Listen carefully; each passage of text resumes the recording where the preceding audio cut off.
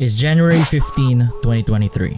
Game 7, Barangay Ginebra up against the Bay Area Dragons. A massive crowd is in attendance inside the Philippine Arena to witness who will claim the 2022-2023 PBA Commissioner's Cup. It was the first time in 18 years that a foreign squad played in the league, and first time after 11 years that the guest team format was reintroduced. Pwede nyo sabihin it's nothing new, but for a league that has its fair share of criticism, pwede ko naman sabihin na sobrang maganda yung ginawa nilang decision sa year na yun by inviting Bay Area.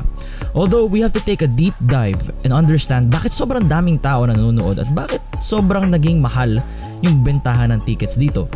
54,589 fans were witnesses in the arena and easily broke the PBA single game attendance. Let's do a rewind on one of the most memorable seasons in PBA history. Looking at the roster of the Dragons, this is a Hong Kong-based team comprised of people from mainland China, Hong Kong, Chinese Taipei, and Two World Imports. Not to mention that their head coach in Brian Gourjan is the one calling the shots for Team Australia. He is widely regarded as the most accomplished Australian coach, having won the NBL Championship 6 times and an NBL Coach of the Year also 6 times. Dito pa lang kitang-kita mo na that this Bay Area team means business when they came to the PBA. They are not just treating this as sort of like a preseason tournament, but rather to make a statement that they want to spoil the party and reign supreme in Philippine soil. Going now to the players, we have to mention the most electrifying and arguably their best member, and that's Miles Powell. In 10 games played with Bay Area, he averaged 35.6 points, 8.1 rebounds, 3.2 assists, 1.6 steals, 48% from the field, 43% from 3, and 75.5% from the line. He was one of the most efficient and cerebral guards the PBA has ever seen. And he was doing all of this at a listed height of 6'2". In fact, bago yung PBA Finals matchup with Ginebra, Bay Area has never lost a game whenever Powell was their import. Naalala ko pa rin yung 50-point game niya versus Rain or Shine, and kahit sino ibato nila sa kanya, walang magawa sina Yang Yao. They beat Rain or Shine 120-87 during that regular season game. Yung ka-rotate niya na import nun ay si Andrew Nicholson. He was drafted in the NBA back in 2012, in fact, the 19th pick in the first round. Di lang talaga nag-fit with the teams that he was on back then, so he played in China, Korea, then landed with Bay Area at least for the Commissioner's Cup. Two-headed monster itong mga imports ng Bay Area kasi si Nicholson hindi rin nagpahuli in terms of production, 33.8 points, 14.3 rebounds, 1.1 steals, 57% from the field, 45% from 3. He's a 6'9" big man that can dominate inside the paint and a consistent threat when it comes to shooting 3-pointers. Now, Bay Area wouldn't be the big bad team or opponent during this time if they were weak. In fact, Coach Brian gave them credit when they finally started to move like a team and be the dangerous squad as they were in this next clip right here. The issue is we've got the EASL coming up. We're here for 7 months. I want to keep both of my imports engaged as long as I can. It's not fair for them, one, to sit for 6 months. So it was always, Nick could get 50 every game, and he almost did. Miles could get 50 a game, he did. Nothing about that. It's about they're very important to our team. They're both going to be playing together in that EASL, and we want to keep both engaged. At the same time, as we get to the playoffs, the way we're improving and our other players are improving, we think we have a real shake at this, and a real shake at finishing top 2. So Miles will take us to that point, and then again we'll go from there. But full credit again to those guys and how they've handled this. It's been very difficult, and it wasn't part of the agreement when they were recruited. And our success so far has been to their attitude towards all this. So excited about the win and looking forward to the next one. They got some surprising depth in the roster, and their third option in Hayden Blankley added wrinkles to their offense and therefore making things even tougher for all the other teams. The 6'6", 23-year-old Australian is also a very efficient scorer, averaging 48% from the field, considering he mostly plays in the perimeter and a dead shot from downtown, making 40% of his 3-point shots. Noong una kong nakita si Kobe Lam maglaro, kala ko talaga mainland China siya or Hong Kong, but in fact, this guy was born in Canada. Grew up from Toronto to be more specific, but the way he played for this team, kala mo sobrang tagal na naglalaro para dito. And looking at the highlights and watching clips of these guys, what makes them dangerous is that hindi sila one-dimensional. Most of them are two-way players just like itong si Kobe. At 6'3", he can slash, pull up from mid-range, shoot it from deep, and be a playmaker from time to time. They also have this guy, si Zhu Songwei, 6'9" forward, not that fast but just a guy that's decisive with his moves. There's not much fluff, but he's the type of player that will do the least amount of moves possible to get to his spots. He's like an Asian Josh Giddey. Kasi diba si Giddey, wala masyadong flair when it comes to his game and just uses the basic of moves to get to where he wants to be.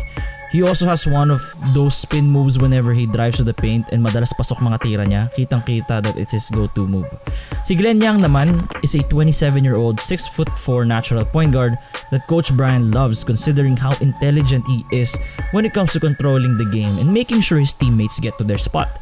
There's a reason Yang is tied for most minutes played in his team with 40 minutes out of a possible 48. At his size, wala talagang ibang point guard sa PBA na kasing tangkad niya.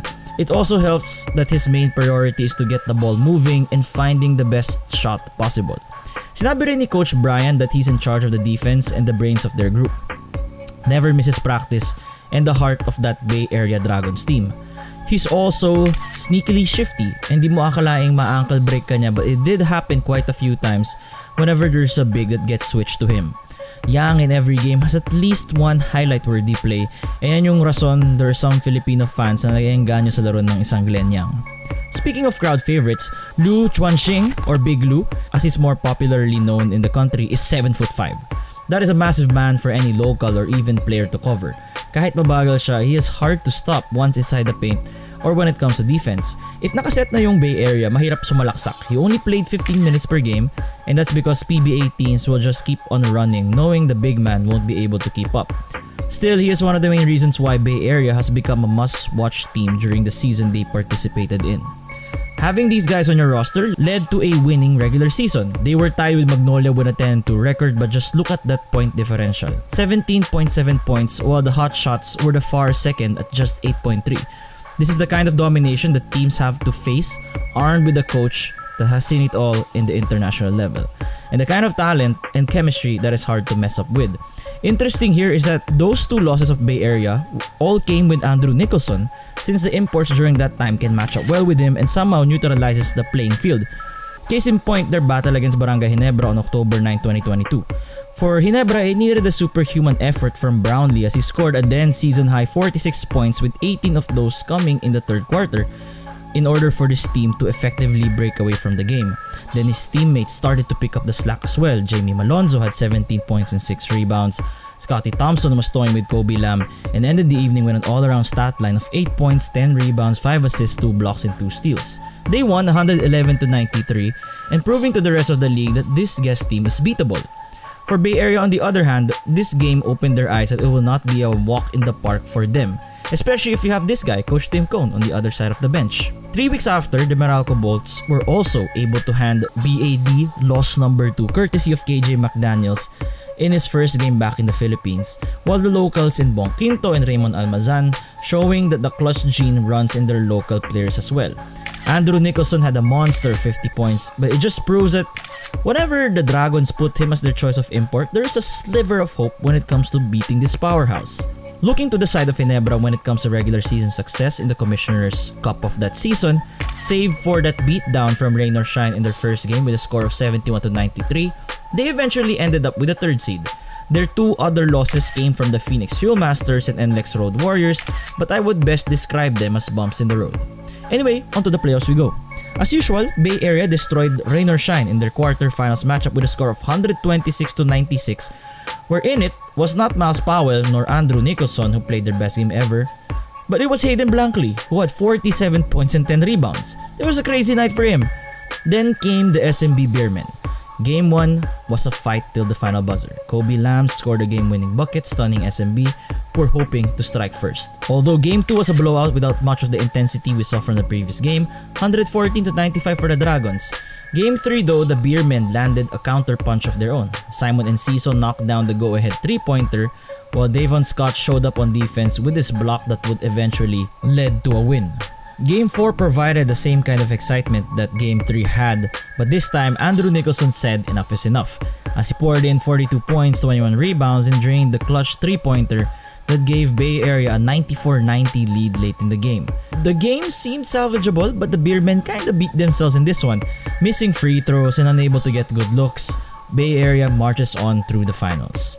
Barangay Ginebra also went into playoff mode. They disposed Northport in the quarterfinals. Now what I love about the semis is that the Magnolia Hotshots were actually the favorites during this time as they were the number 1 seed and had an identical record with Bay Area. Magnolia can easily beat Barangay. Nope. In a 5-game masterclass by Coach Tim and his players, they made quick work of the Hotshots and were in a role to face the Bay Area Dragons. Save for Game 2 wherein Paulie turned a loose ball into a game winner, it was the only wrinkle in Ginebra's run to the finals. The stage is now set for a finals to remember. Bay Area versus Ginebra, Dragons, Gin Kings, Brian Gurjan versus Tim Cone, Philippines versus China. Well, in the eyes of many, that was the narrative. That was also the story the PBA ran with, and as someone who worked in marketing before, it was a genius move. It was a chess match between two genius tacticians and teams playing at their A++++ level. Game 1 belonged to Ginebra during Christmas Day. Game 2, Bay Area tied up the series 1-1. Game 3 in MOA, 89-82 in favor of the Gin Kings. Game 4, a triple-double from Justin Brownlee. 23 points, 13 rebounds, 11 assists was not enough to get over the hump as Bay Area knotted things up 94-86-2-2. Game 5, Ginebra came up with a 101-91 result, but that was without the imports of Bay Area in Andrew Nicholson and Miles Powell. Nawala rin si Glenn Yang who went down with a right ankle injury after Game 4. Putting the backs of the Dragons against the wall, the championship looked imminent. It was within reach. One more game. Yun na lang. But by the grace of the basketball gods to give us a memorable finals to remember, Miles Powell miraculously came back in this crucial game. Played off the bench in Game 6 and put up a team-high 29 points, 11 for 20 shooting in 36 minutes of action. It also helped that Hayden Blankley played like an NBA caliber import with 23 points and knocked down 6 3-pointers in the process. Now heading into Game 7, spirits were not that high, or rather, kinakabahan mga tao. No Philippine team has beaten a Bay Area Dragon squad with Miles Powell as its chosen import before this game. With such a high demand for tickets, Game 7 will be played in the Philippine Arena. Kaya yun na nga siguro pinili na, daming demand eh. All the build-up led to this. An import that was unbeatable in Philippine soil versus a team whose mantra is to never give up till the final buzzer has sounded.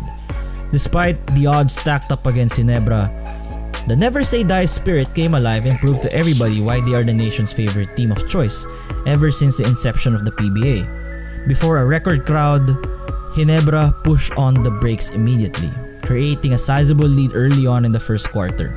The second quarter, Ginebra gave everybody a reason to cheer as loud as they could as they outscored the Dragons 34-18 to establish a 22-point halftime lead that was never threatened as the game went on. Justin Brownlee solidifies his place as one, if not the best import the country has ever had, going 6 for 6 now in the finals. He was the country's Michael Jordan. Christian Stanharninger was named Finals MVP mostly for his work in taking on the role of defending Andrew Nicholson and doing all the dirty work for Ginebra. Scotty Thompson also gets the credit for being a defensive first point guard, especially in this game containing Miles Powell to just 9 for 22. Welcome to a moment in history, Ginebra versus Bay Area. Game 7, a victory for the Philippines.